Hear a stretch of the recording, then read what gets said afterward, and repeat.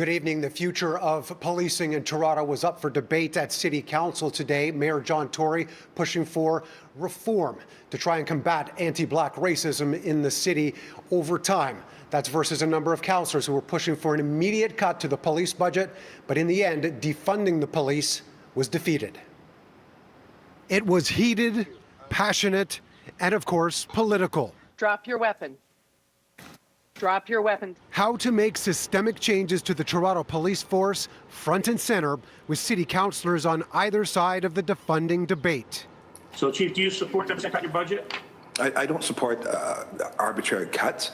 If something is put in place that enhances community safety, I would definitely consider that. The public outcry for cuts to the police budget and the role of officers in responding to emergency situations has City Hall split. Councillor Josh Matlow leading the way with calls for a 10% reduction to the police budget next year. Investing in our communities and alternatives to policing make our communities safer. It costs less money. It saves lives.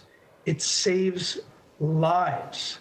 Supporters making the point that police shouldn't be responding to calls for mental health distress, perhaps establishing another community-based crisis team as an option. Right now, an armed police officer shows up first, and they make a mess of things, and then we have a conversation about what went wrong. And that is that we've been doing this for too long, where too many things have gone wrong, and we need to be able to reset that from ground zero.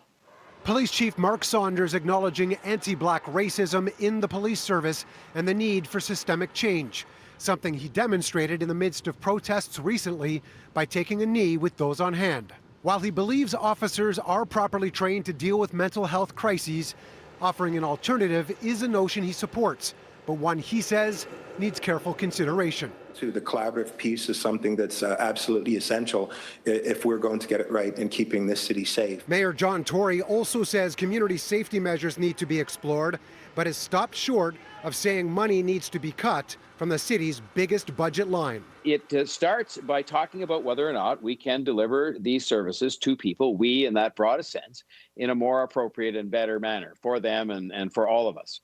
And that is the part you can't accomplish, I would say respectfully, Madam Speaker, with a number. You can't accomplish it with a number. Mayor John Tory also says community safety measures need to be explored, but stopped short of saying money needs to be cut from the city's biggest budget line. In the end, council voted to keep cash in hand.